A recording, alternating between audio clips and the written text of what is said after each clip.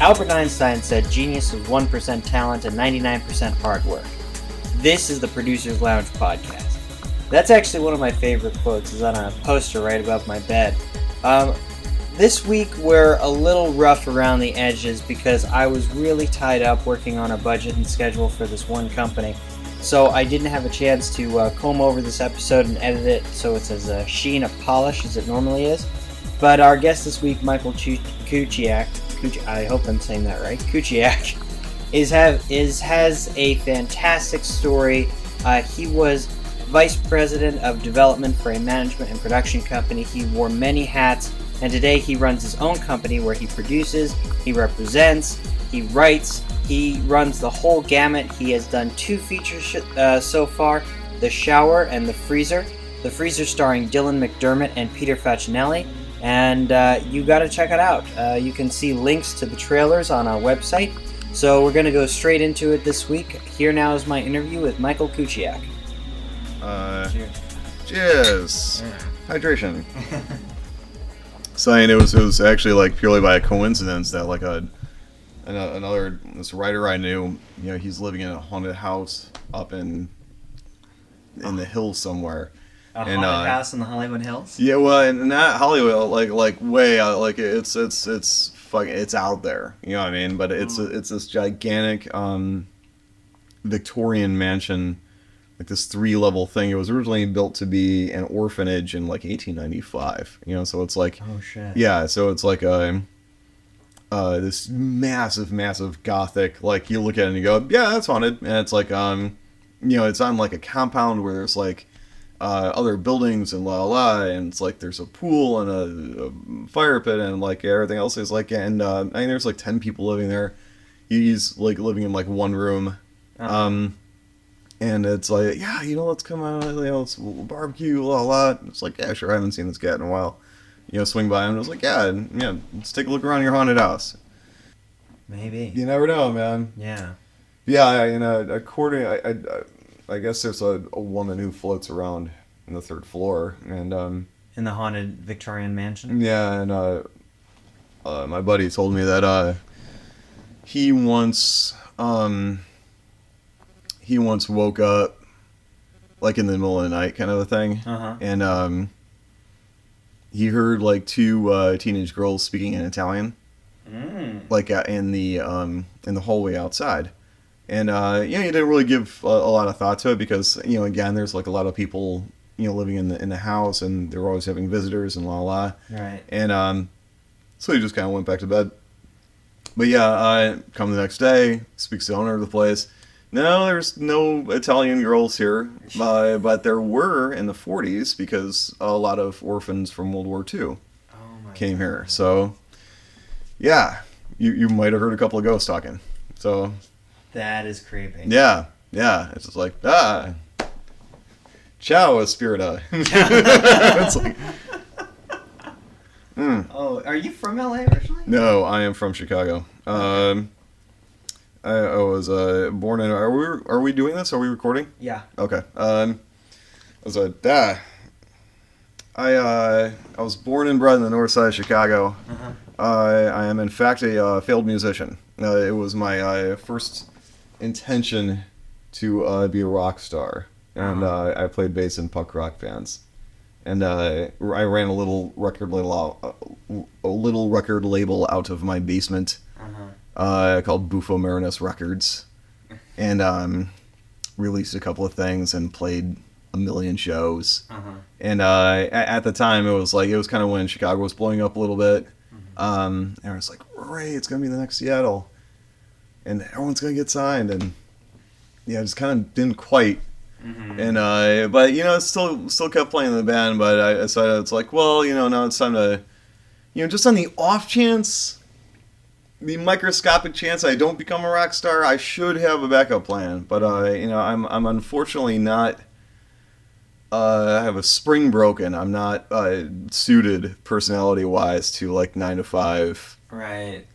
Normal people jobs. Like there's ants and there's grasshoppers. I was kind of born to be a grasshopper. And so I was like, well, what is like one thing that I could do? And it's like, well, I guess I'll go to film school. Yeah. And it's like, yeah, like literally like So wait, Bufo Marinus was back when you were 18? No, I'm 40 now, so it's just like we're talking about like 97. It was 97, 98. I graduated from Columbia College in 1.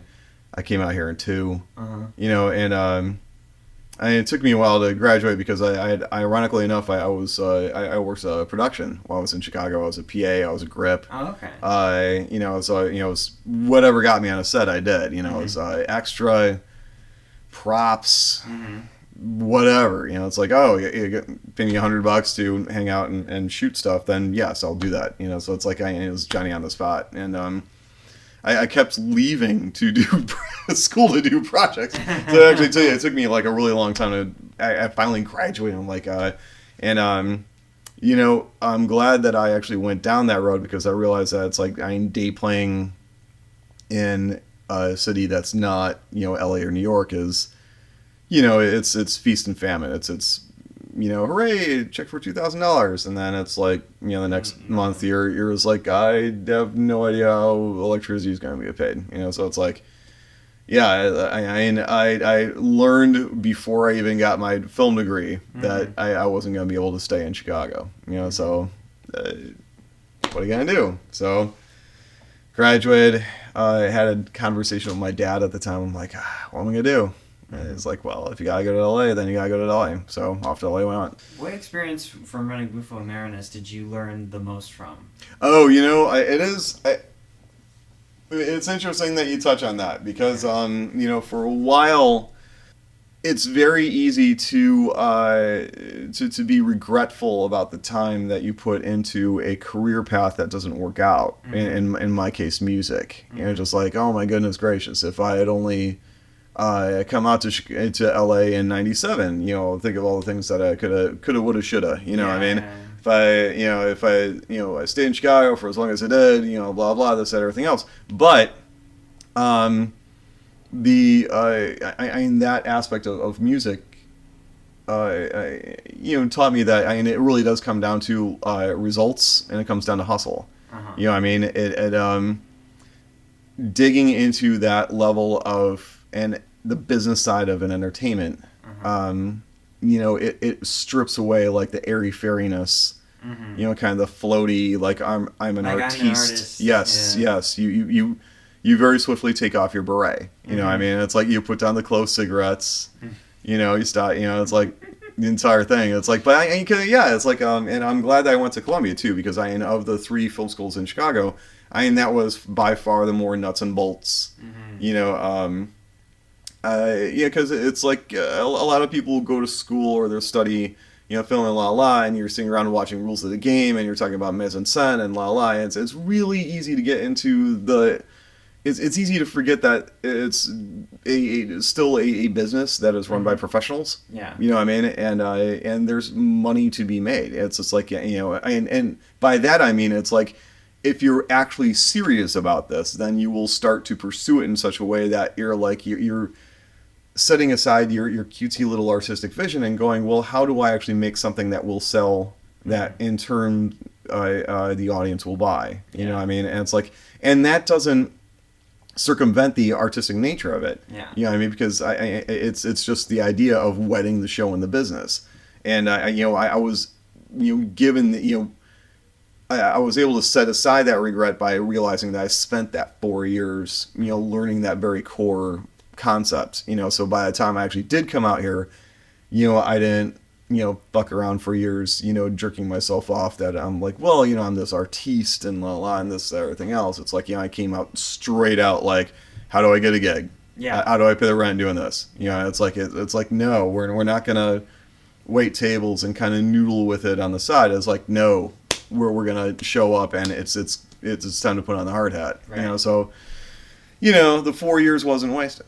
Oh no, I even back when, even back in film school, my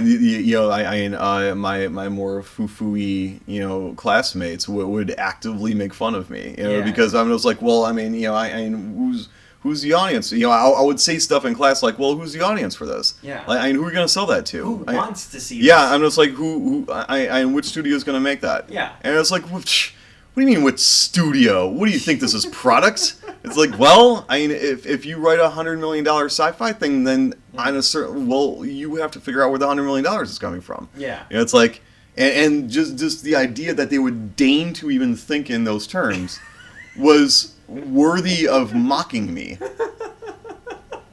You know, but I mean, flash forward a decade, and who's waiting tables and who's got a production company. Exactly. So it's like, yeah, you know, it's not a case of Schadenfreude. It's just a case of being realistic about the real world. Yeah. You know what I mean? It's like, I mean, once I was talking to this guy, and he was like, well, I guess I'll write. You know, I went to school for directing, and that was my thing, and with a minor in writing. I actually kind of fell backwards into producing, but I'd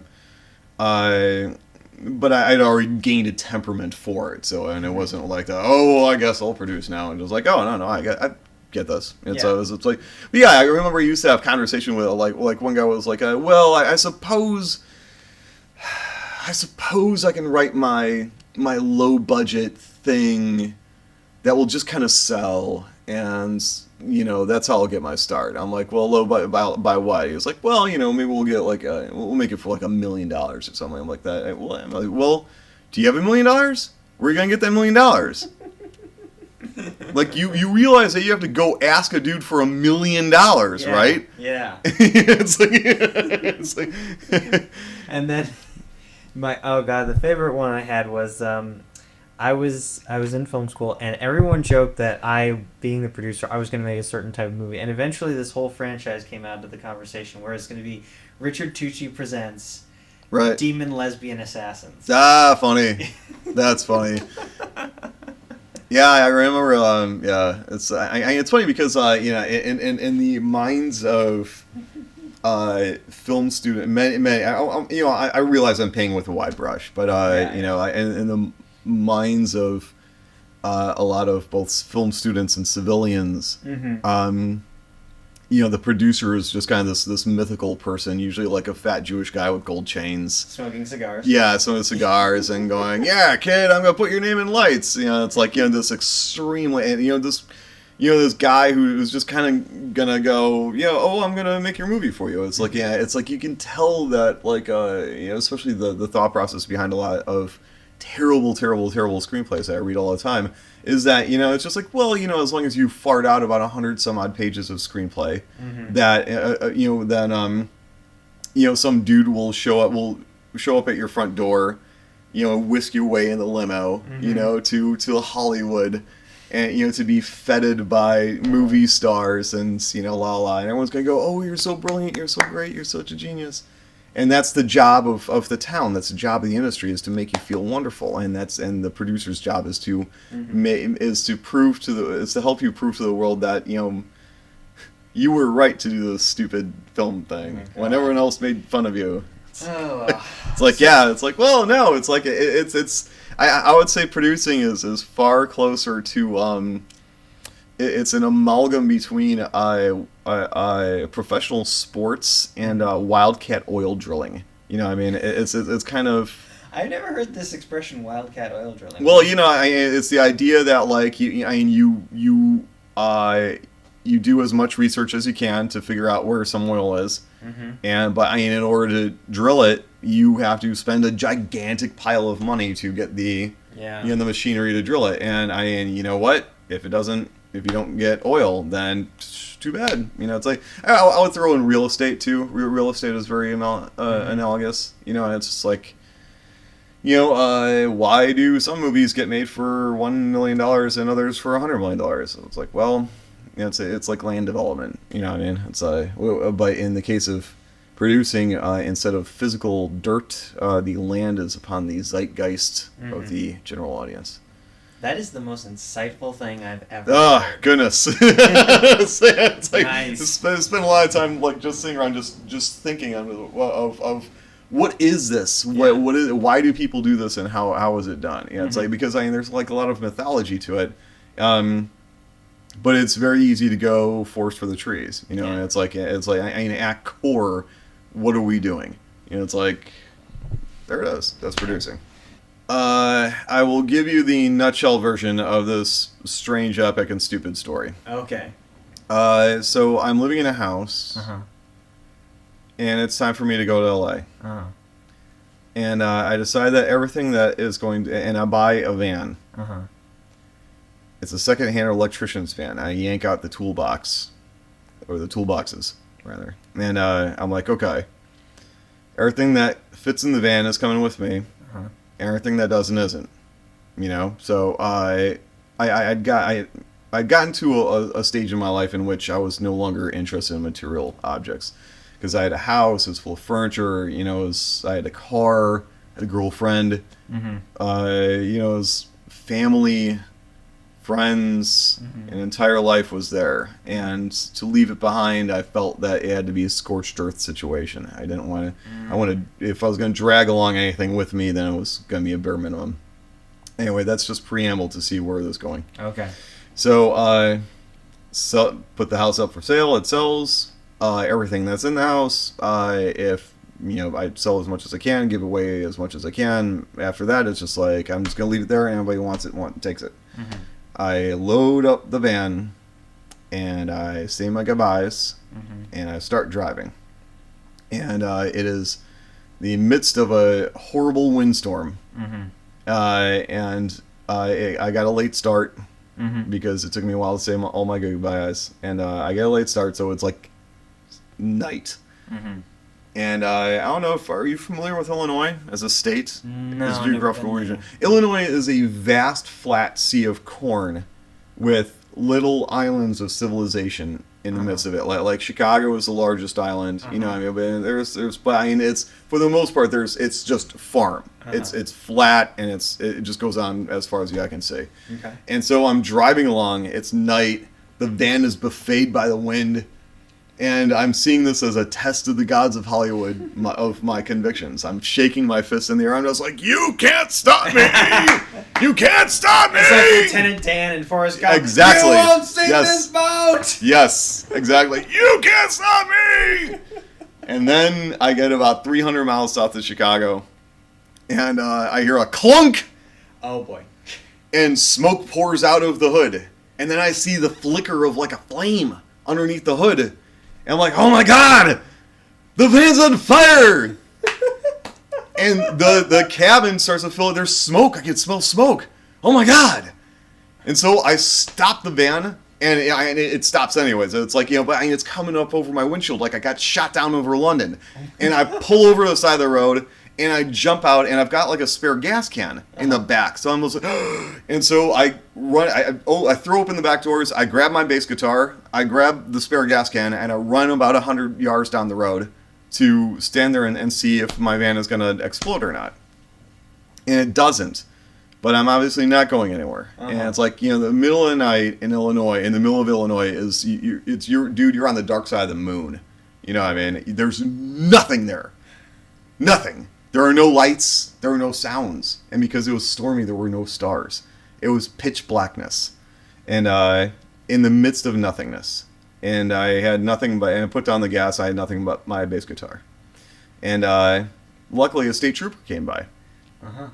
And we got a tow truck, got the guy out of bed, tow truck to Mattoon, Illinois. Are you familiar with Mattoon, Illinois? No. Okay.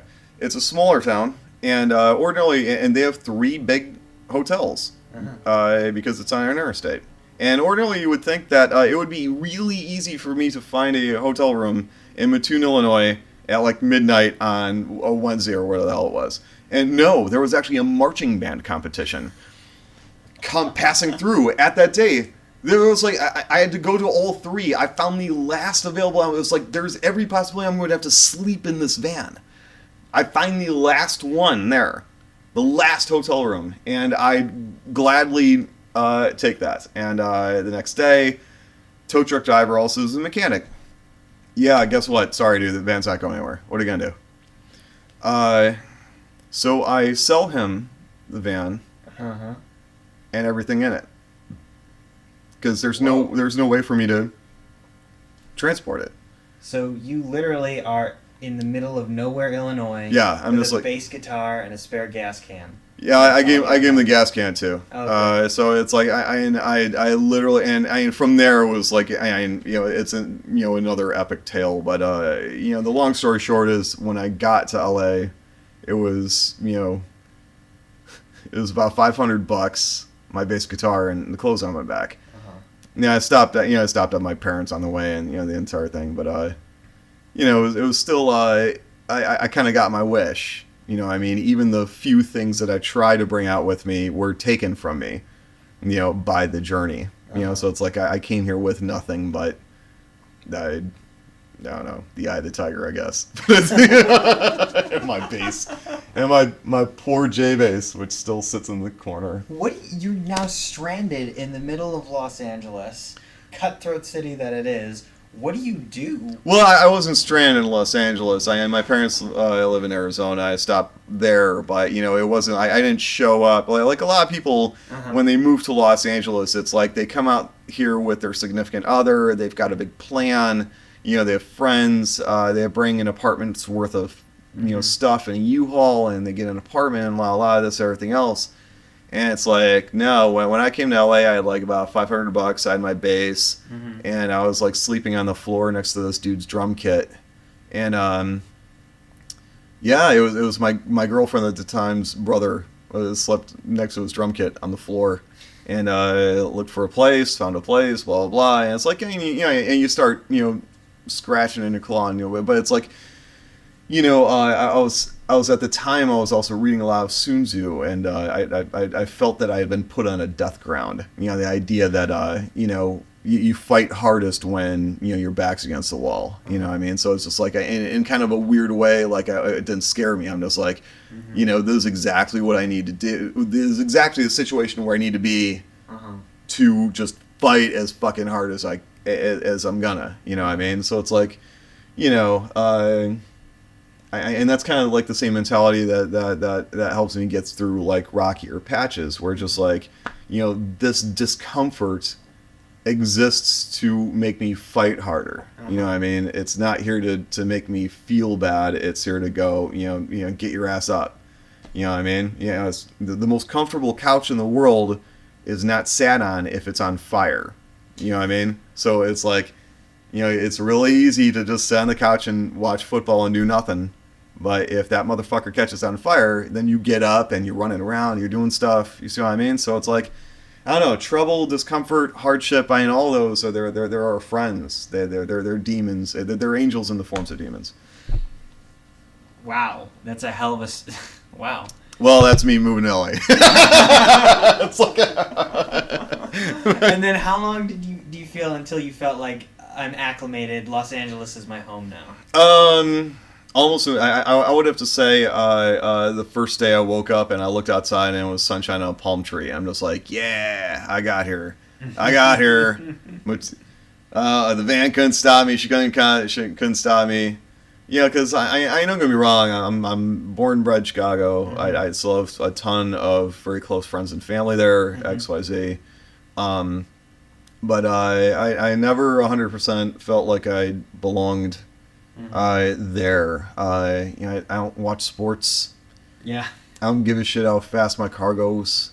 Just like a lot of things that a lot of people were really interested in Chicago, I just couldn't figure out. And and at the end of the day, I just couldn't get like steady paying work there. Like a lot of times I would be on a set and just out of curiosity, I would ask people, I'm just like, why haven't you moved to New York or LA? And that wasn't me being a dick. I was honestly gathering information. I'm just like, if there's a reason to stay in Chicago, then please tell me what it is, so I can compound on that reason. See what I mean? And consistently, I always heard the same reasons. It was always, well, New York, it's all about who you know.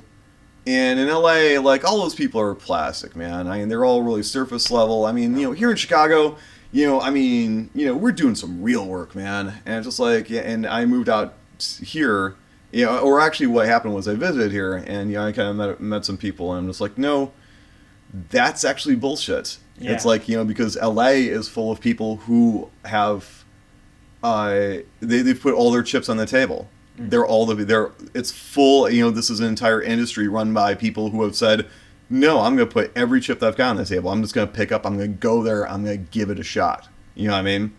And you don't find that level of courage from the people who stay home. Mm-hmm. You see what I mean? And I don't get me wrong. It's not for everybody. I've known people who have come out here and then they go back to where, Chicago, Minnesota, wherever. And it's kind of no harm, no foul, because it is really hard. And if it's causing you unhappiness, then yes, go, please. Be happy in your life. But I'm like I said, I've got spring broken. It's just like in Chicago, I was this goofy guy who likes movies a lot. Plays bass in a punk rock band. I'm like out here, I was a skilled professional. It's like the yellow sun. You know what I mean? It's like. How long did it take you to find your first gig in LA? About a week. Whoa. Long story short is I got online and I immediately started looking for internships because at the time, I still wasn't thinking about producing. I was thinking about writing and directing. Ultimately directing, but I realized I'm like, I can't direct every day, but I can write every day. Mm-hmm. And I had started writing screenplays back when I was in school, and I had heard that your scripts get at a saleable level of quality after you write about 10 or 12. And so what I decided, I'm just like, what I'm going to do? I'm just going to write the first 12 really fast. And so I just got into, like weirdly enough, I was like, I'm just going to get those 12 out of the way, and I'll sell number 13. Bada bing! That's math for you. Yeah, exactly. I'm just like, come on, man. It's like that's how it's done, right? Okay, it's like, tell me what your 12th script was about then. I forgot, but I got into I just got into the habit of writing every day, and not being precious about words, just churning out pages. Like a lot of times I'll sit there, I'll do 5, 7, 10, 12 pages. And then the next day, I erase a lot of them because it's just stream of consciousness bullshit. But it's just like, it's like, if you get like 2 or 3 pages out of 10, that's 2 or 3 pages more than 0. You know what I mean? So it's like, which is what a lot of people write. Good writing is about rewriting. Yeah, exactly. So it's just like, I just got into, thanks to that idea that I had in film school, that thing that I had heard, I just got into the rhythm of just like, I just write and write and write, and I do it every day. It's like, Christmas, my birthday, whatever. And I still do that to this day. I write like 2, 3, 4 scripts a year. It's like, it's like, this is bang, bang, bang, bang, bang. And it's like, and doing that much writing also elevates your craft. But anyway, so I was just like, okay, here's what I'm going to do. I'm in LA. I want to direct, but what I'm going to do is I'm going to write my way into the director's chair. So I've written all these scripts, and, everybody can, if I'd stay in Chicago, I could just send out query letters like everybody else. Joe Bag of Donuts can send query letters. But, man, I'm in Los Angeles now. What can the dude in Los Angeles do that the dude in Chicago or wherever can't? And it was like, aha, hang out with agents and be their friends. And then I'm not just a query letter, I'm Mike down the hall. And then, Mary Mother of God, that's how it's going to happen. Okay. So I get an internship at the Bruce Brown Literary Agency. Okay. And in Westwood, it was right up at the school there. And the feature agent, it was kind of a boutique back when boutiques still existed. We're very prominent. Who were some of their more prominent clients or scripts that they wrote? Their A-list hitter dude was James Manos Jr. at the time. And he's the guy... at the time, he was a huge rock star because he had written the Emmy Award-winning episode of The Sopranos called College. Okay. And they had other people selling other things and blah blah. But he was kind of like their rock star. He was their the guy that they had kind of built up their get. And every once and like I'm like, okay, so because he was their client, I'm just like, this is how I'm going to do it. It's like, I'm going to sit down, I'm going to read all of James Manos Jr.'s scripts. All of his feature scripts, all of his TV scripts. I'm going to learn from guys who are doing what I want to do. Okay. So it's like, So I just sit there and my actual task as an intern I was the coverage monkey for Dave Brown, who's still a manager around town. Mm-hmm. And ironically enough, I have a 6 degrees of separation with him on another project I'm working on right now. Nice. He would come in. Here's a stack of scripts, and I would sit there and read. And I'd never done coverage before in my life, mm-hmm. but you figure it out. And I'll tell you, there's no better way to learn script than to do exactly what I was doing, which was coverage, which is where you not only read a script and you think about it, but then you have to compose those thoughts mm-hmm. in such a way that you write it down in a way that someone will also understand. You know what I mean? Not only that, but in a specific tone of light, because when I approached coverage, I was immediately chastised. The first two I wrote. The first one I wrote when I was high on acid, so that didn't really The second piece of coverage I wrote was I did all of the the first person. I feel this doesn't work for me. When in reality, coverage needs to be written from the audience will not agree. A director will not sign on to it. This studio might not agree with it, but this other studio might. Right, and see, that's kind of the thing too. Is by approaching it from a third person place, mm-hmm. you approach it from a dispassionate place. Mm-hmm. What you do is you unplug. In order to do that well, in order to do notes on a screenplay well. Yeah. You have to unplug yourself from the experience, which is where you want to go, because you're an audience member, mm-hmm. Of a mental movie that the script is playing in your head, mm-hmm. and like an audience member, you want to have emotional reactions to things. And what you have to do is you have to say, no, mm-hmm. we're gonna pop the hood, we're gonna look at this like it's an engine. Yeah. You know what I mean? And then when we put the hood down, we're gonna look around, we're gonna look at the spreadsheets and go, who's gonna buy this car? Mm-hmm. You see what I mean? And it's from that way. It's like when you start applying that to your own projects, that ironically enough, that was kind of the next step in my mental journey to producing as well. Mm-hmm. Because so I was doing coverage, and when I wasn't doing coverage, I was reading scripts by people who were better and more successful than me. Mm-hmm. It's like you can. The other major difference between LA and Chicago too is Chicago is still in the Midwest, and there's very much if you mention out loud that you think you're good at anything, then obviously you're full of yourself. You're this arrogant guy, blah blah blah. Oh, now Mr. Hollywood thinks he's a genius now, and it's just like. Whereas in LA, it's just like, because it's more of a job, it's a craft. Like you actually can kind of go, well, I've got some chops, but there's always someone out there who's better. So it's just like you keep finding rabbits to chase. You know what I mean? It's like, mm-hmm. onward and upward. Yeah. But I did that, and funny little story. Mm-hmm. Of course, in the course of it, this is my master evil plan. The whole time I'm just like, yeah, I've written some scripts. Yeah, I got some screenplays around. Mm-hmm.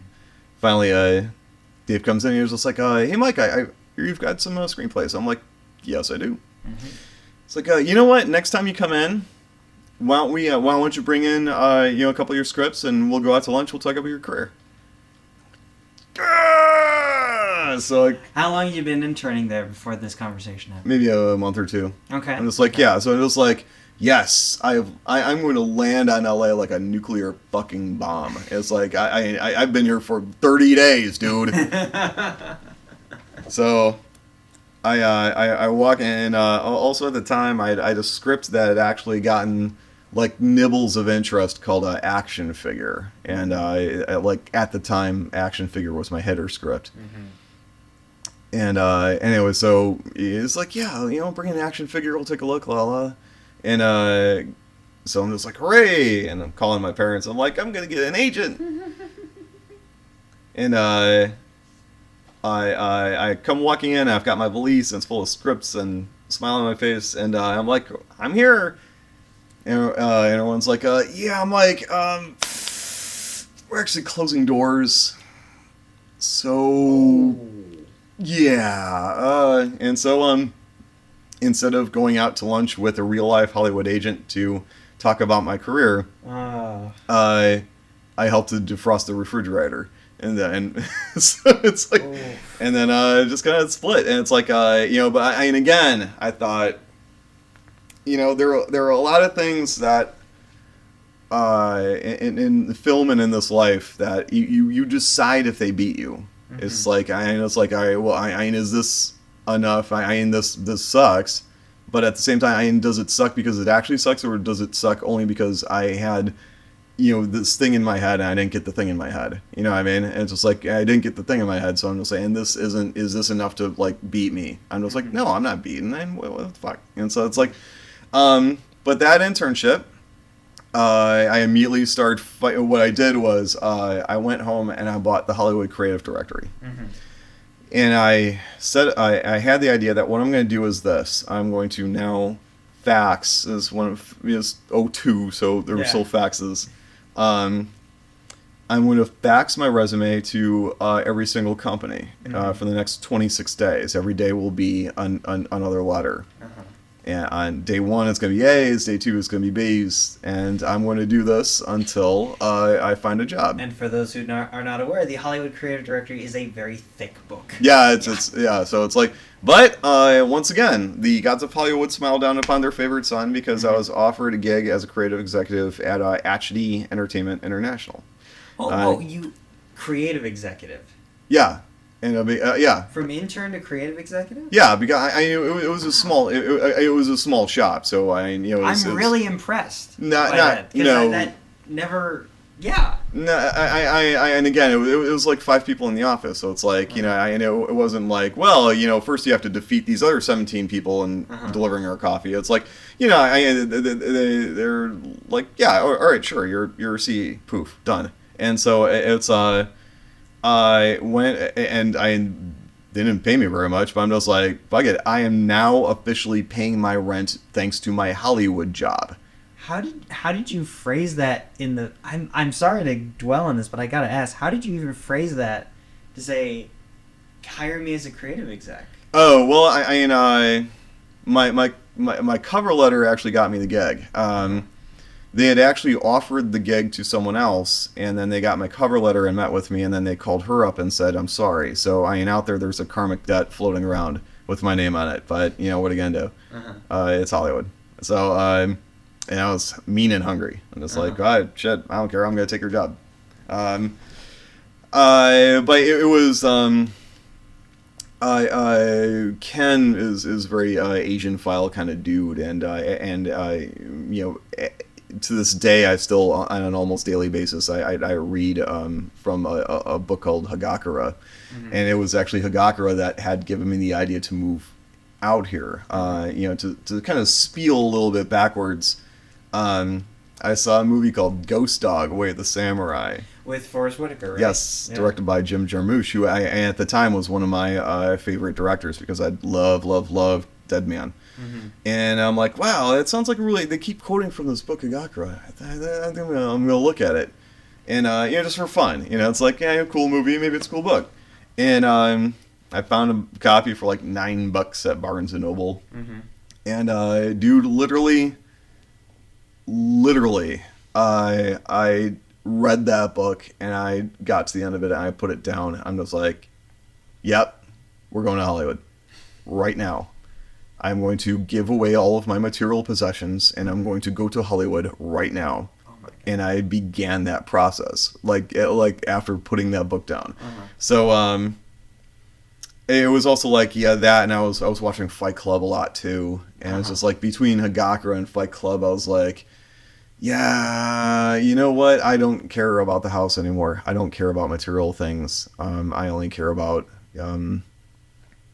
things that are immaterial, which ironically enough, I wanted to get material things, but I want to make my rich and famous contract, but by pursuing, what I had to offer, so it's like, so yeah, out I came, and so anyways, I get this gig, and it's not much, but holy cow, it's paying the rent, and not much beyond that. I was dirt poor for so long, and it's like, and I'm still not a millionaire by any stretch of imagination. It's like, but it was like, at that time it was like, pay rent, I've got like $17 left over, and it's like, so it's like ramen again. It's scratching and clawing, and but it's like, I didn't come out to Hollywood to to immediately become a millionaire. If it was only about money, I would stay in Chicago and become a lawyer or something. I came out here to do this. So it's like, I didn't care. I'm just like, I'm spending like 10, 12 hours a day, like reading scripts and, going to meetings. And again, it's like, every opportunity I have to meet with someone who, is smarter than me, knows more than me. Cause and the more that I could absorb, the better, the more I could do. And, Hagakur also tells us that, you will never meet a perfect person because people are not perfect. But what you can do is you can look at the people's strengths around you. You know what I mean? It's like, this person is very smart. This person works very hard, la, la, la. And thereby you can actually kind of create in your own mind a perfect person to which you can, strive to be. You see what I mean? So it's like, you want to be, all right, well, that guy's kind of an idiot, but man, he works really hard. So I'm going to work as hard as the hardworking idiot. But this guy's really smart. So I'm going to try to be as smart as the guy, but he's kind of lazy. So I'm not going to try to be like this guy or that guy. I'm going to wonder twin powers activate. You know what I mean? And then that's how you try to strive to advance yourself in life and your career. It's like, and so it was like, the more people I met, the more, opportunities I had to kind of build that kind of puppet in my head. I'm going to try to be this and then try to do that. And along the way, I was there for about 7 years. And I was a development guy. And I went from CE to eventually senior vice president of development. And they like to pay me in titles rather than actual money, so it was like so the pay stayed the same. Yeah, I got little upticks here and there, but it was like it was still 7 years of like always a struggle. It was always, and and again it gave me the opportunity. It was like to suddenly my job was to like just start hustling scripts all day. I became the hustle for the company. I mean, we're just like, here's a script, see what you can do with it. Boom, boom, boom. And it's like, and it wasn't because it was a management production company. And also the company actually started in books. So we were one of the few shops in town that actually handled like books. And like a lot of times like agents will call us up and be like, yeah, my client wrote a book, I don't know what to do with it because I don't sell books. And we were able to like take out books by people who had were writing for TV shows, but they never written their book before. Their lit agent didn't know what to do with it, handed it off to us. Yeah, you guys know what to do with the book? Yeah, sure, we'll run around with it. And so it's like so it's half hustling screenplays, half developing. It's like one day I'm editing a novel, the other day I'm on the phone, I'm trying to bang out a spec around town. The next day, we're meeting with directors because we're trying to pull a package together, and always, it's chasing financing. Always, because it's like, films are either financing the cast or cast of financing. It's like there's like one. The awful catch-22. You can't have one without the other. Yeah, well, and it's like I'm just a kid from Chicago. I don't hobnob with movie stars, but I can chase money. And so whereas there are other people who are like, they can get Bruce Willis on the phone, and like that's how they get movies made. And it's like, yeah, we got Bruce. Give me $50 million. I'm not that guy. But it's like, but I can. But I do develop material and pull together, a plan, and it's just like, would you like to invest in this movie? It's like, it's, so I come into it from like really nuts and bolts kind of, it's like, is this a movie that can exist in the real world and has a clear path to ROI? It's like, it's, that's the thought process behind it. So it's like, when I first started being a guy who shopped scripts, like I would just go purely by my taste. I'm almost like, script makes me laugh, and if it makes someone else laugh, then hey, movie. And these days it's like I've developed like extremely specific paradigms in terms of like the price. And it's like and again you always want to have your kind of side list of like science projects. Like I still have projects that are just like I know they're tough sells, I'm just gonna love it. Yeah. It's just like, Script makes me laugh. I know. It's a teen comedy and it's period. I know. La la la. But it's a teen comedy set in the Victorian age. What's wrong with Yeah, exactly. It's like I can hear the passages in my head. I know that there are problems. It's like, but that's why in these days, like if I show something around town, if I show something around, it's because I no longer back in the day I would just kind of bang something out and see what happened. And these days, it's like I'm still not averse to taking something wide, but I just in turn, I've just become way more choosy because it's like, I don't want to be imagining the passes. I want to be imagining this is how it fits. I think the first rule of sales is you ask people what they want to buy and then you sell it to them. Oh, I did that all the time. You know what I mean? Yeah. It's like. And it's like you talk to the execs, you talk to the people who can get something up a ladder, and it's like, what are you looking for? What are you looking for? And it's like, well, in that case, I will go and find that. Mm-hmm. And even if you don't have that within hand, you just kind of file that and go, oh, you're looking for one of those. And so if you trip over one of those, mm-hmm. that's like, aha, sold to the American. But it's like you always still want to have your percentage of just like goofball stuff because mm-hmm. If it becomes all nuts and bolts, then it's very easy to grind it up into. Again, it's why are we doing this instead of real estate? Real estate would be all a lot easier. And it's like this is tough as hell. It's like there's got to be some reason that we're doing this. You know what's really easy money? Cocaine. Yeah. In my capacity as senior vice president of development, we set up projects. We try to pull at studio level. We work to pull together projects at the independent level, and it was just like, in terms of like, it was kind of one half indentured servitude, but it was also one half like master's class, and that isn't to imply that I'm like a genius expert. I know everything. That would be the furthest from the truth, but it was like it was such an eclectic job, that I felt like and again, it was a small shop, and we were always doing like a bit of this, a bit of that, so it ironically enough, it became very similar to both Bufo Marinus and when I was a day player in Chicago. It's just like whatever can get us closer to a movie, we're gonna go do that. So it's like one day you're hustling a book, the other day you're hustling a script, the other day you're hustling directors. La la la la la la la. For a while we're doing location management. We had like a Wave Studio in Louisiana. I'm banging on the phone and I was like, "Are you Wave Studio in Louisiana?" Yeah, they built it for the Guardian and we were managing it for a while. So it's just like I was just like, Mike, we need to drum up some business. So it's just like, all right, and I put on the location guy. And suddenly I get kind of like dunked into the the business of location scouting. Okay. So it's like poof, done. It's like okie doke, here we go. First, how did all these? I mean, and granted, it's over 7 years, so a lot can happen in 7 years. Yeah. But how did all of these wide net of things come under one company? Whether it was books, or spec scripts, or development, or Wave Studio location managing in Louisiana? Well, it was. I think a percentage of it was survival because mm-hmm. It was it was a boutique level company, mm-hmm. Just like Bruce Brown. And during those 7 years from 2002 to 2009, mm-hmm. Because the economy on one side and also just the changing nature of the industry on the other.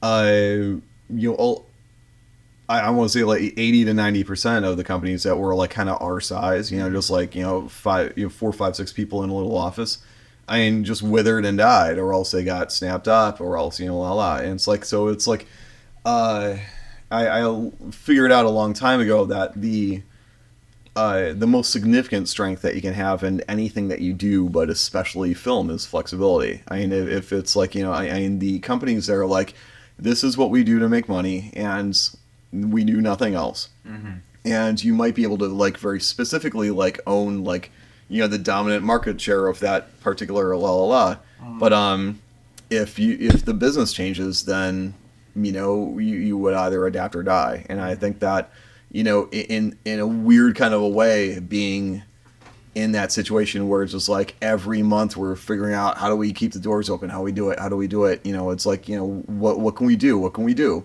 And it's like, I mean, just that, again, kicking and scratching and clawing and biting, kind of way of approaching it. And it's like, and not taking anything off the table. And it's like, and like, weirdly enough, I honestly feel like because we not only had that kind of business model, but also that kind of business mentality, it will also, kept our doors open, allowed us to survive, and and also, like, I've kind of come out the other end of that, and we're still in like this revolutionary place in the industry, like for the first time in 100 years, like extremely core aspects of our industry are changing, and especially over the past decade. And it's like, I think that in what ways? For 100 years, film was basically like a stage play, in which we are going to put a thing on a screen in this room, and if you want to sit in the room and watch the thing on the screen, then you're going to buy a ticket, and then you get to go inside and sit and maybe eat some popcorn, and then you watch the thing on the screen, and then you leave. 100 years of that, you know what I mean? And now it's it's almost quaint. It has become, the theatrical experience is swiftly going in the direction of the LP, in which it's still superior. It is a record is still the best way they can listen to a song, but it's becoming incredibly more specialized. And it's like, the reason that a lot of people piss and moan and they tear their hair over why are all Hollywood movies about explosions and robots during explosions, la la. It's like, because they're playing to the strengths of that form, because you have to get people into that theater, and they need, the exhibitors don't see themselves in competition with stage plays or television. They're in competition with like sporting events. It's a thing to do on the weekend. And it's like, don't get me wrong, there's still like a specialty, la la, but it's like, in our house theaters, everyone loses their minds. Hooray, we made $100,000. That's a huge hit. It's like, and they're battling piracy. It's like, you have to give people a reason not to pirate something. And that's why you have 3D. That's why you have these giant sound systems, blah, blah, blah. Just like, well, yeah, sure, fat boy, you can watch it on your laptop, but, can you get 3D glasses in the theatrical experience? Like they're in the business of not only enhancing the theatrical experience, but that's become the sell point. Why are you gonna buy a $13 ticket to see The Hobbit today instead of just downloading it off the internet and watching it at home? What is that reason? And it's like, for free. And it's like, well, if I watch it at home, I don't get the glasses and the crowd and everyone, yay, Bilbo. It's like, so I think that, they're increasingly going in that direction. It's like, why are all movies about explosions in 3D? It's just like, well, those are the movies that work best overseas and for theatrical. Yeah. 3D spikes. Well, never mind. Yeah, but I and that's not to say like everything. Obviously, you have something like Drive, but it's like, what we're getting to is a place where theatrical, a movie intended for a theatrical release needs to have a gotta-see aspect, a wanna-see aspect. Obviously, you look at Paranormal Activity, and $15,000, to get it in the can, obviously not 3D, blah, blah.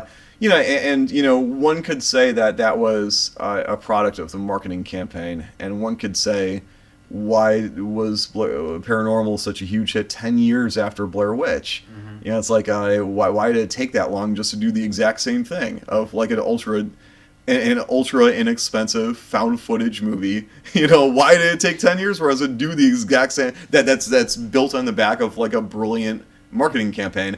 It's the exact same playbook, but it's like, why weren't there all these found footage movies between Blair Witch and Paranormal? I don't know. It's like, it's a mystery of the universe, but regardless, they did that, and then we got that wave of found footage after that. But it's like, again, it's like, why does Paranormal make $135 million? There's no aliens or explosions. It's just like, there's a gotta-see aspect to it. So it's like, it's a cultural phenomenon more than anything. Yeah, but that's what I think a lot of the big blockbusters have going for them is that they're supposed to be these big cultural events, these water cooler events. Right, yeah. And as you're aware, a lot of the summer blockbusters this year have been tanking. R.I.P.D., After Earth, and a couple others. Mm-hmm. And everyone's pointing to this lecture that Spielberg and Lucas gave 2 months ago at USC, saying that this whole tentpole franchise mentality is going to sink and change the model of the industry forever. Well, I think what we're getting at is a place where the studios are not dumb. They do this for a living. You know what I mean? It's like everything that happens in the film industry, there's a logical reason. Mm-hmm. You know, civilians piss and moan because they just don't understand. Yeah, it's like there's the beat of the butterfly wings exists. So it's like they're doing these things for a very specific reason. They're making these movies for a reason, and what we're getting to is if you have films that are intended to get a theatrical release, then they are fitting the model of the of there is something to do on the weekend movie. Mm-hmm. You know what I mean? And that's where you get like very specific kind of like genre horror. Mm-hmm. My most beloved of all genres. I'm a huge and unabated horror nerd from way back. And in fact, it was my intention of coming out here. I'm gonna be the horror guy. Mm-hmm. And it's like and I'm still working on it. But it's that's why horror movies still do pretty well. It's like you do them for for not a whole lot of money, mm-hmm. so to maintain your exposure. Mm-hmm. You know what I mean? But then there's the possibility that like Conjuring it makes like $41 million because it's like they are, from the perspective of the distributors, they are an hour-and-a-half long roller coaster ride. Mm-hmm. You go there, you scream with your friends. It's something that's fun to do. You leave. Mm-hmm. You know what I mean? It's like we're not trying to reinvent the wheel or cure cancer. It's like they're scream machines. Mm-hmm. You know what I mean? And same thing with a comedy. It's like you can turn on your TV and there's tons and tons of comedy. Mm-hmm. But ironically enough, we've cycled back to a place where what kind of comedies are still getting made? Well, they're like really broad, raunchy, R-rated comedies because there's like that's the kind of comedy you can't get from television. Yeah. It's like and that's how you get Ted and blah blah. And ironically enough, that's like one of the few types of comedies that actually has a chance of traveling overseas a little bit, because you don't need to translate a fart or a conk on the head into French. You see what I mean? So it's like that's why like really broad, raunchy, R-rated humor can perform both domestically and overseas. Mm-hmm. Because comedy has actually become a very tough sell. Because studios look at that, or the buyers as a whole look at that and go, well, 75% of your doors shut because we're really only going to be looking at the domestic market for the most part. Mm-hmm. Maybe if you've got a big star, if you got huge A-listy kind of people, then maybe it's going to travel. But for the most part, you're looking for either something that's going to play domestic. Mm-hmm. And that's where you get like, say, a Melissa McCarthy type movie where it's it's broad, but it's still it's not raunchy per se. Mm-hmm. It's like, but something like Bad Grandpa, it's coming up. Like Borat type movies.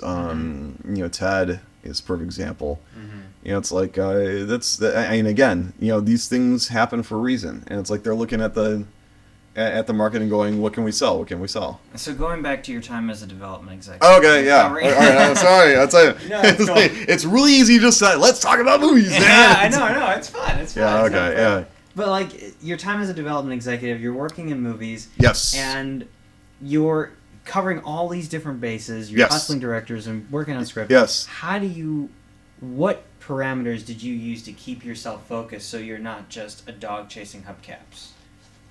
Oh, you mean in terms of like trends and whatnot, or? Yeah, trends, or because I've gone into pitches all the time, and I've had this happen a number of times where a friend of mine is like, we're looking for scripts about spiders or whatever. Right. And then by the time I come back with something, it's like, we're not interested anymore. Yeah, we bought it last week. Yeah, it's like or they didn't even buy anything. Right, yeah. It's like, we don't like spiders anymore. It's like, I get that. I think, what you do is you look at, there's a reason why, ironically enough, the answer to that question is built in what we were just talking about. Is you don't look at the momentary thing, you look at the overall market or the business. What is the business doing? Not what one company is looking for the one time. In our case, it was sitting down and thinking, all right, well, there are companies with bigger credits and more money and better connection to stars. What do we have?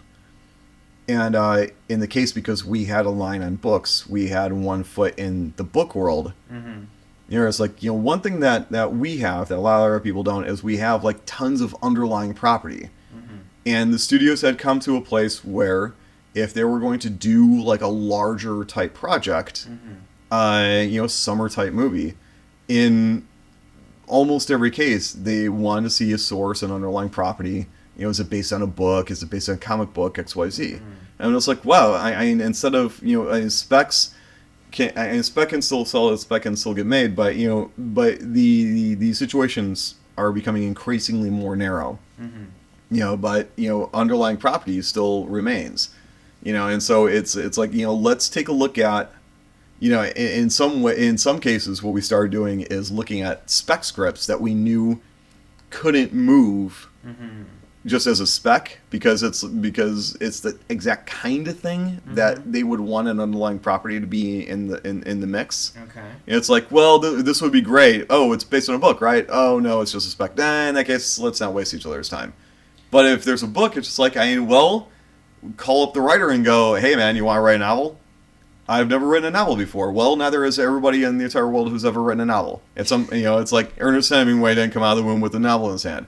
There was a point in time when Ernest Hemingway had never written a novel. So now it's time for you to write your novel. You know, I've met a lot of writers who have said, you know, I have this script, but also I have it written as a book too, in case. But I always thought that was like a backwards myth. But you're saying that that's actually true, that your company did that. Yeah, I'll give you an extremely specific example. We hired we signed this guy named Royce Beckingham. He's a lawyer in Seattle, and nicest dude on the planet, by the way. And he wrote a spec called Demon Keeper, and we signed that. I think we might have some. Anyways, so he's got Demon Keeper, and at the time, we're talking about like 06, 07, I want to say, and everyone is starting to look around and go, shit, what's going to be the next Harry Potter? That was the big thing, was what's next Harry Potter? And the Demon Keeper was about this kid. He's an orphan. He inherits a big house. It's full of demons, but they're not like Satan demons. They're like gremlins. You know, I mean, they're mischievous, but you know they got magical. They're cute demons. Yeah, exactly. But you know, they're like gremlins. They're some are mean, some are cute, But you know, whatever it is. But I'm like, aha!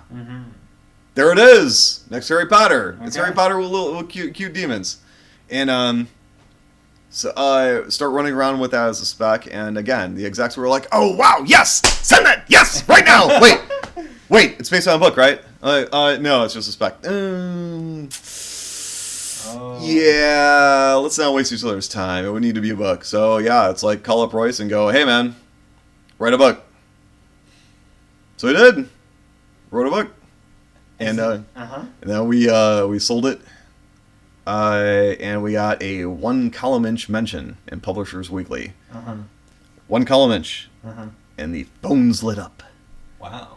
The phones called all day, and by the end of the week, we had that set up at Box 2000.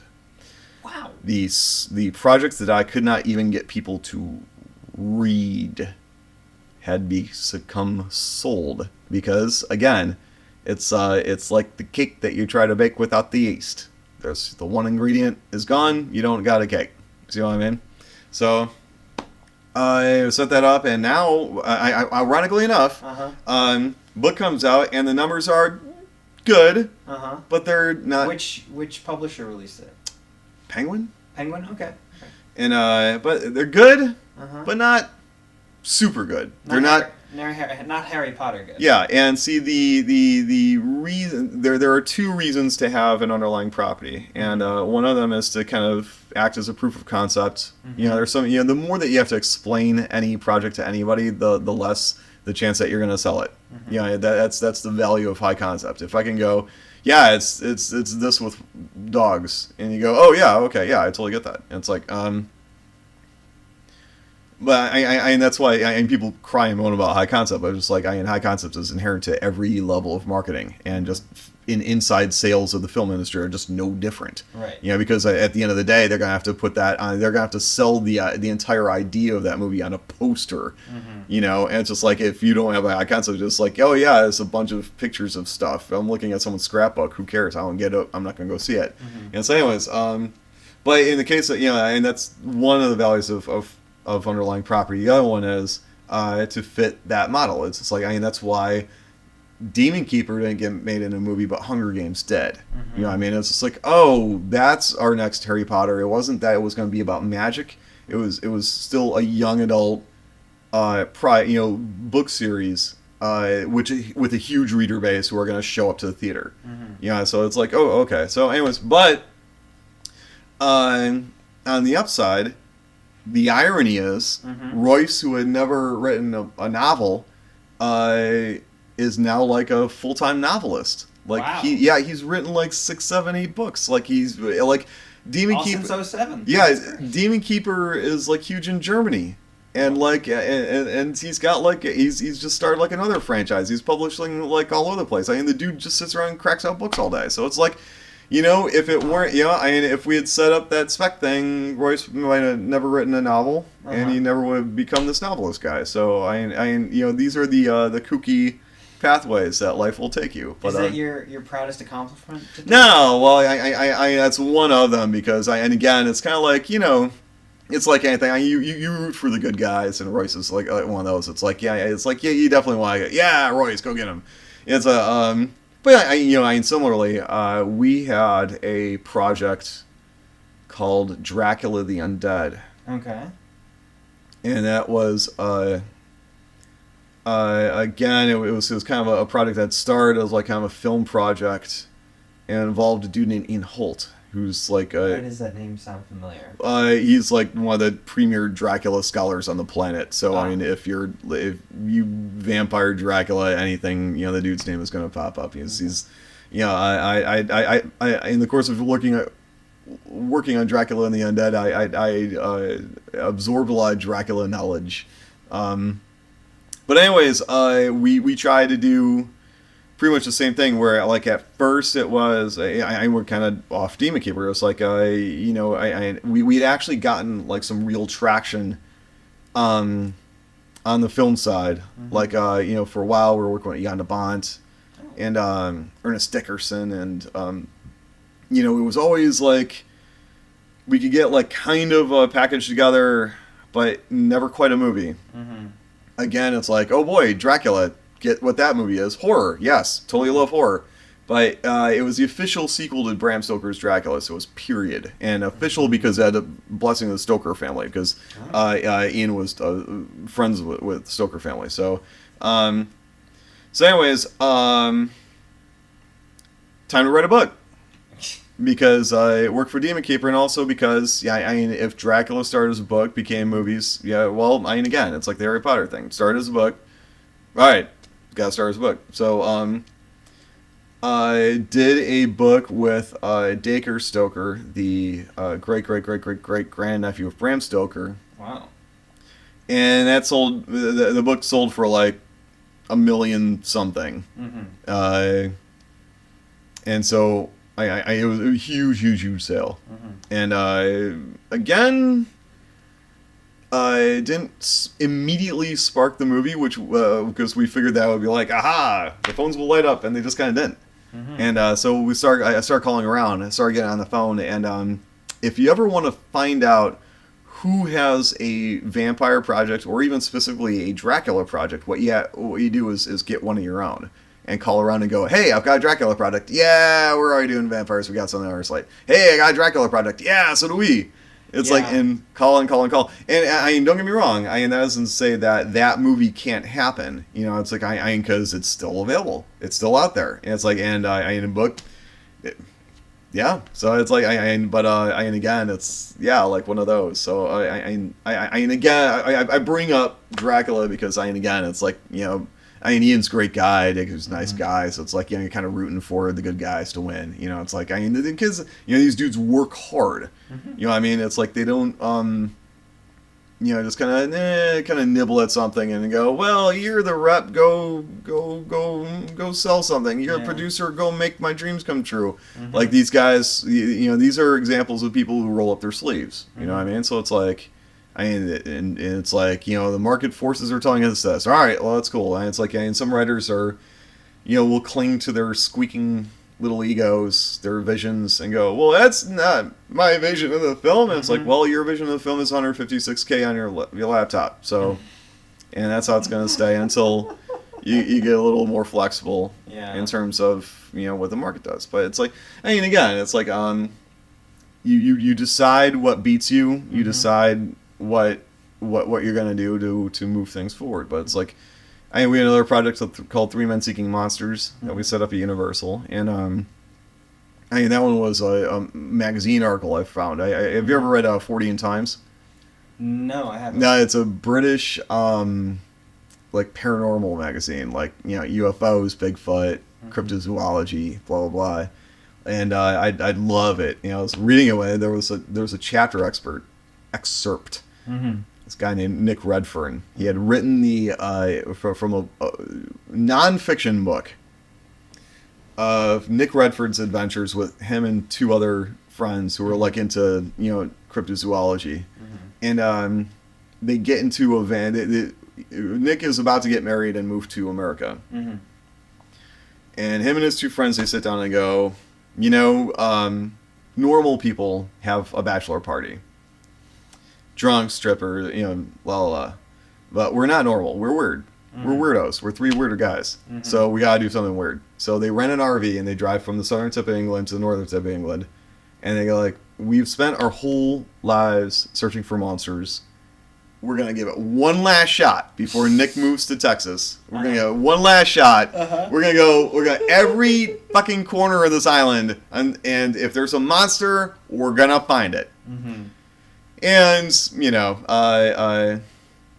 results may vary, but obviously it's like that that's a high concept setup. So it's like we set that up at Universal, and obviously in the film it was going to be of course there's going to be tons of monsters who want to save the world and blah blah, and for a while we were working with John Heater and his brothers. They were going to be John was going to be one of the guys in the van, and that would be cool. Yeah, and it's like we're thinking about it would be cool if it was like Ricky Gervais and John Heater and one other guy, and so, that's going to be the movie, and in an RV, and eek, a monster, and Mark Steven Johnson was going to direct, and and it looked like it was going to come together, man. But what happened was Paul came out, and and it's like, oh, it's two British guys in an RV looking for aliens.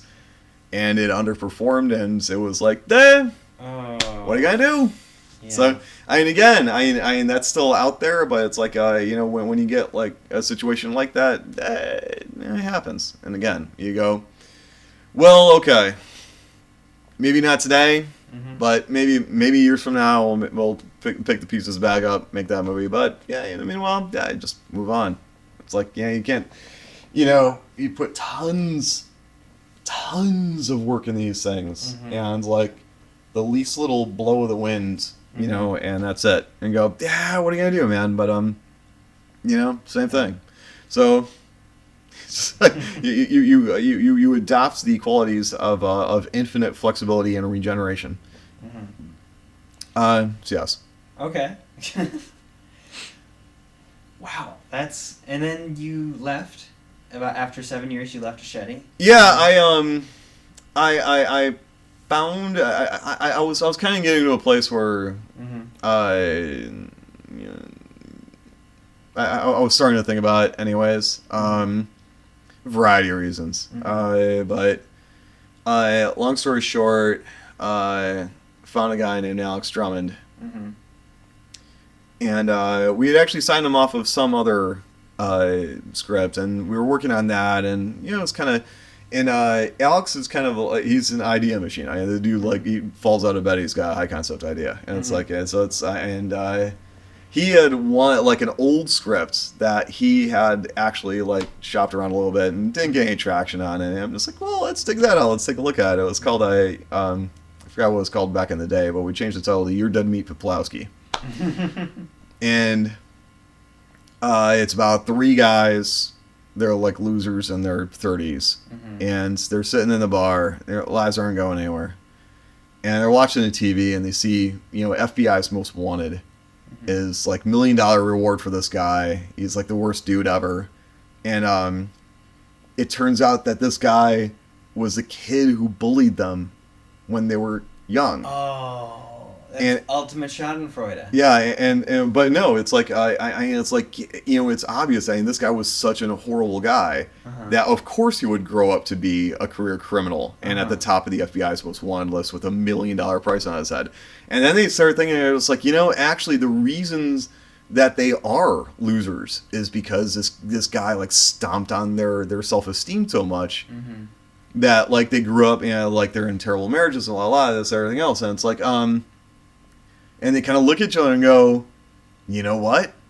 Let's become bounty hunters and go get that guy. And even though there are other pro bounty hunters out there who are a lot tougher and they got reality shows and all that good jazz, but they grew up with this kid. They know shit that the pros don't. You know what I mean? And maybe so it's and we developed that, and we got to a place where Brian, I'm like, oh my god, I was so excited. I'm like, oh, we are gonna hit this out of the park, man. This is a fastball down the middle. Is exactly what we're looking for.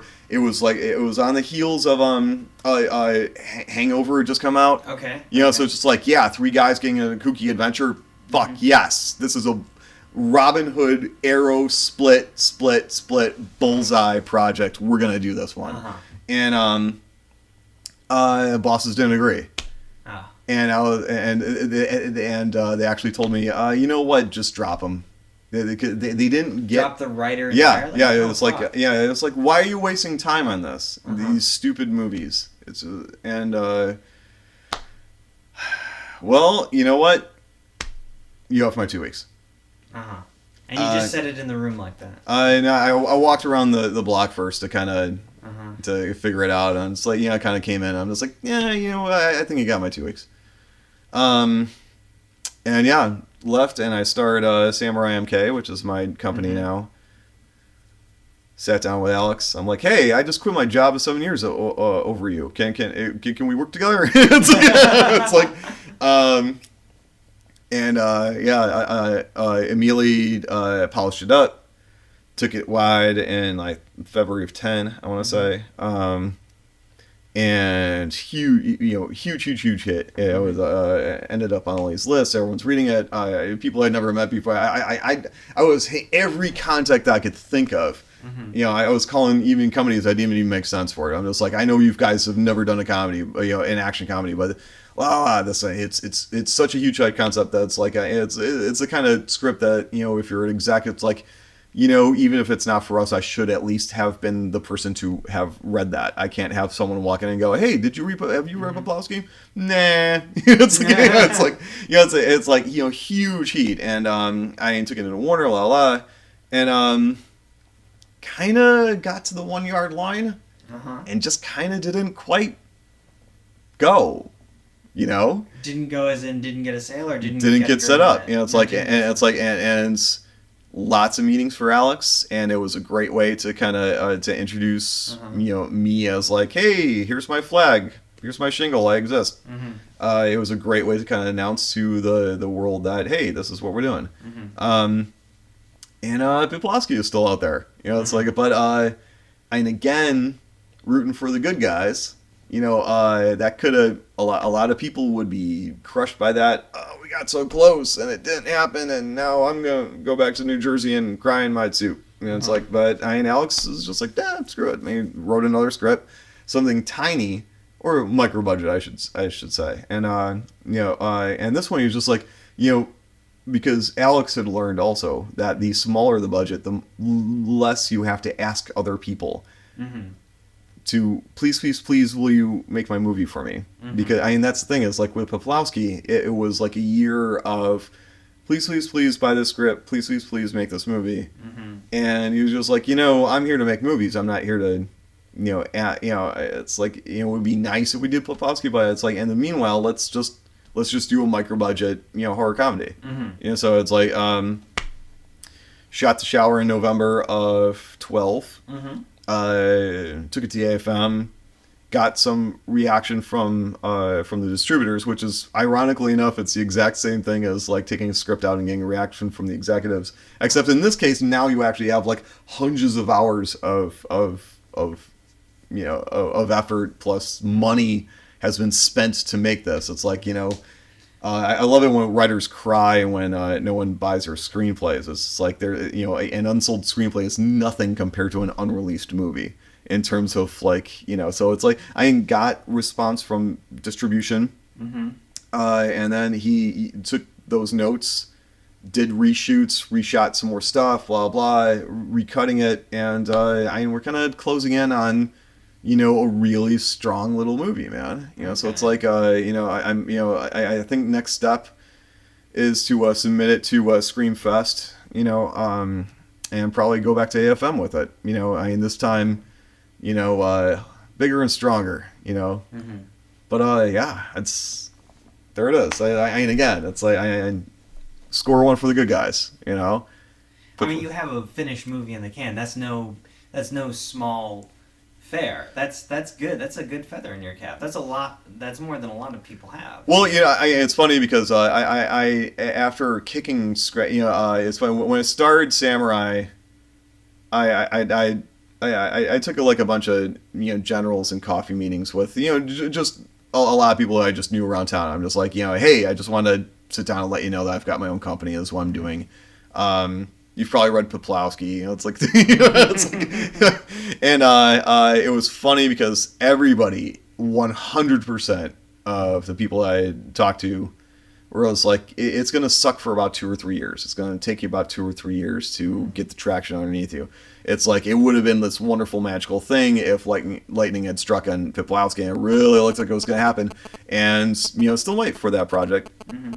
But if there's a value to that he, kind of, give you a chance to kind of announce yourself. But be that as it may, don't think that the rules don't apply to you, just because. It's the exact same thing as when I got here. I'm just like, hooray, I'm going to get an agent and everything else. It was a repeat of that entire thing. It's like, it's like, rah, I'm going to beat the system. And it's like, no, the system goes, no. no, rules still apply, man. So it's like, after kicking and scratching, I had a project called Freezer, mm-hmm. that was coming together, that we actually shot in February of 13. Mm-hmm. And Alex was like, I want to make the Shower before Freezer. I want my project to be mm-hmm. Samurai's first. Uh-huh. And I'm like, that's mighty cool of you, man. So it was motivated by that, and also the fact that it stars his wife, Rachel Drummond, she's huge in commercials. She does commercials all the time, and she's improv and all that, and super talented, XYZ. Okay. And she was pregnant at the time, and it's a horror movie that takes place at a baby shower. So it's like, so it's like, hey, while she's pregnant, mm-hmm. Let's just run into production and shoot this while she's just kind of pregnant, and hey, pregnant lady starring in the movie about the baby shower. Okay. Hence The Shower. Oops, guess what? A couple of weeks into production, she went into labor. Oh wow. Yes. And it was, I think I was plundering craft service for a bagel, and I just got looked up with this bagel in my mouth, and Alex was like, "Yeah, we're going to the hospital. See you around, man." So it's like, crap. So fine. Even when you get a film in a production, uh-huh. even after fighting, kicking and biting for years, you finally get a film into production, and it's like, even in the midst of it, it's like, oh, the gods of Hollywood have not done toying with us. But again, you take a negative, you turn it into a positive, mm-hmm. because it took a break for a couple of weeks, and again, here's my mantra: does this beat us? Does it beat us? Mm-hmm. Does it beat us? And it's like, no, it doesn't. And so Alex got the band back together. And shot the rest of it, and got that first draft of it in the can. So it's, again, it's nothing but hustle. It's nothing but work. It's nothing but survival. Just kicking and scratching and biting and fighting. That brings me to another important question, which is you said earlier, if you're a writer, you just write all day. If you're a director, you have to wait to direct. But if you're a producer, what do you do all day if you're a producer and you're not getting paid to produce yet? Yeah, and that's kind of the thing. It's like, in the case of, I don't know, I still get by. You know what I mean? It's like, it's all just writing and trying to pull projects together. I do screenplays. Or screenplay contests, I mean. You know what I mean? Really? Yeah, I buy screenplay contests. Let me back up just a little bit here. Okay. There are, unfortunately, a lot of nutcases in the world, and a lot of them write screenplays.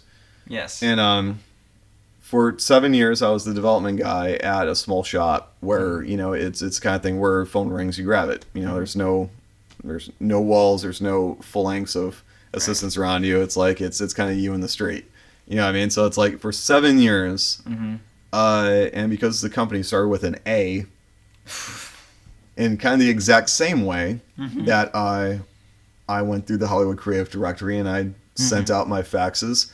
Other people were buying the Hollywood Creative Directory too, and oftentimes would be the first company that they were going to call.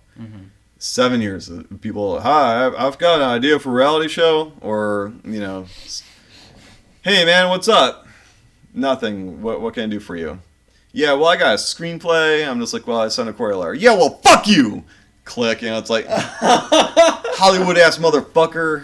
It's like yeah, because it's to the civilians in their head, you're like the snarky guy with the headset, and it's just like they're gonna beat you, they're gonna get around you. I'm just like, dude, I'm the guy who's gonna sign you stupid ass. And it's like, but they didn't know. But it's like, after 7 years of absorbing that, it's like no more. It's like, all right, well, I start my own company. I'm like, all right, well, I gotta find new material. How am I gonna do it? And they're like, what I'm gonna do is I'm gonna work with screenplay contests. And I'm gonna kind of noodle around in the shadows. That's how I'm gonna do it. I'm gonna, by reading the screenplays before everybody else on the one A, I can read people's stuff without actually having to talk to them and request it. You know what I mean? And also B, I have the opportunity to maybe get my evil talents into stuff before it goes farther. You know what I mean? It's like, because if someone wins a big screenplay contest, then suddenly it's meetings and everyone's chasing them, and my hope is that I can finagle them before that occurs. It's just like, aha, I've got that. And it's like, it's funny. Like I've unfortunately actually passed on a couple of things that actually caught some heat, and that's just lesson learned. It's just like on the one hand, I've been burned by going too fast and grabbing something that didn't work out. On the other hand, it's like you can't be too hesitant either. I mean, if you've got that tingle in your gut, you just gotta go grab it. It's like Freezer is a perfect example. It's like, they actually queried me cold. They just sent me an email out of nowhere. It was like, oh yeah, and it's like cold query. I was like, they're in Canada, so it showed up in my inbox. So like, it was like 10:30 at night. I was catching up on my email. I'm just like, yeah, sure, send it along. And I got up to about page 50. I'm just like, yeah, it's a movie. I finished it before reaching out to them, but it's just like it was, oh my god, yes, this is such a movie. So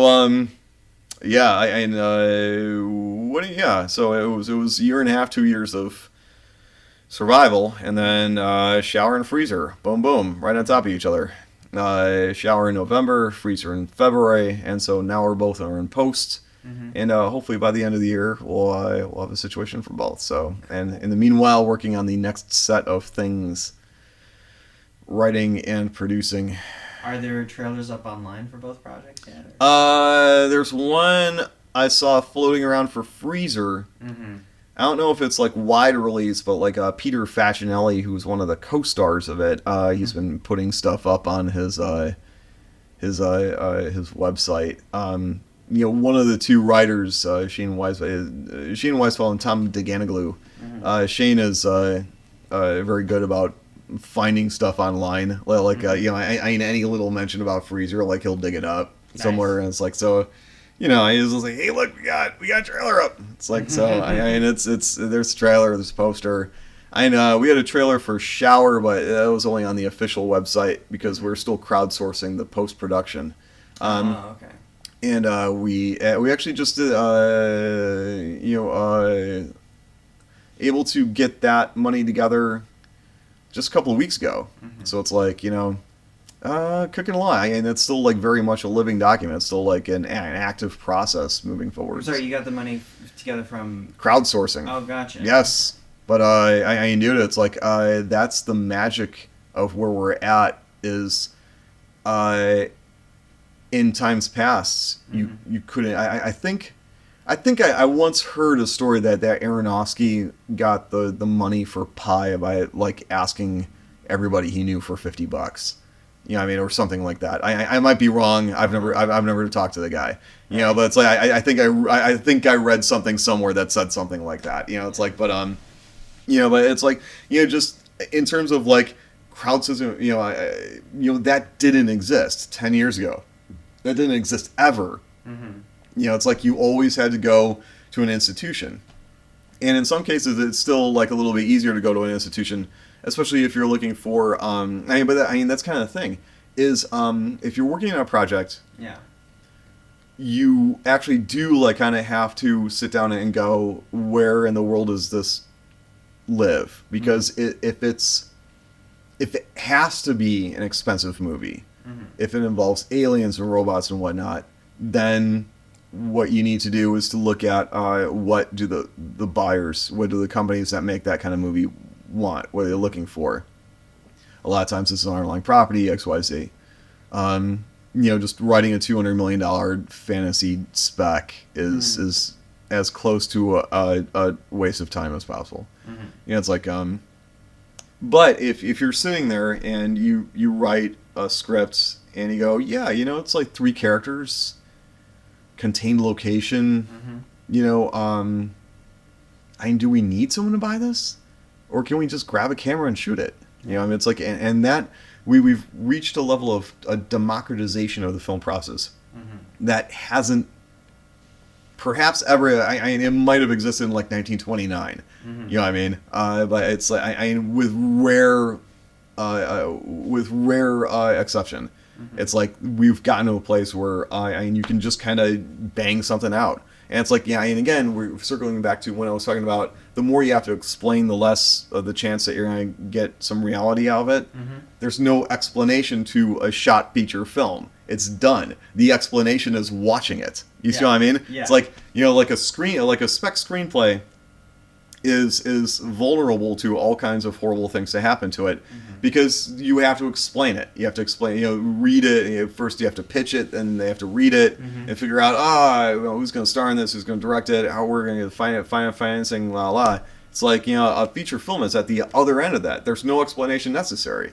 So it's like, that doesn't guarantee distribution or reality. It's like, but in some ways it does. Because if you shoot a feature film and like no one distributes it for you, you can still start a website and put the whole thing up there. You could put it on YouTube. There's still a way that you can show it to other people that you've never met. There's some guys in England, they started something called the Underwater Kingdom, and that's exactly what they did. They shot 2 feature films, they just put them up on YouTube, and now each one has gotten millions of hits, and I don't know what's up next for them, but apparently they're doing more films and getting paid to do them. Yeah, exactly. And that's kind of the thing, is like reality trumps dream. By if the reality is built on a dream, then it's the best of both worlds. It's like we've never. It's like I am convinced